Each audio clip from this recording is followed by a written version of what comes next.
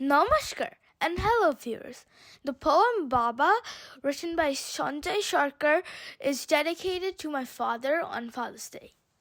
যেদিন আমি ছোট ছিলাম, যুবক ছিলেন বাবা, সেই দিন কি আসবে ফিরে, যায় কি তা আজ ভাবা। বাবার কাছে হাঁটতে শিখি চলা বলা, সারাটা দিন কাঁদতো আমার জড়িয়ে তার গলা। বাবার হাতে খড়ি, প্রথম পড়ালেখা, বিশ্ব তাকে প্রথম আমার বাবার চোখেই দেখা। আজকে বাবার চুল পেকেছে, গ্রাস করেছে জরা, তবুও বুঝি বাবা থাকলেই লাগে ভুবন ভরা। বাবা এখন চশমা পরেন, পার করেছেন ৮০, আজও তাকে আগের মতোই অনেক ভালোবাসি।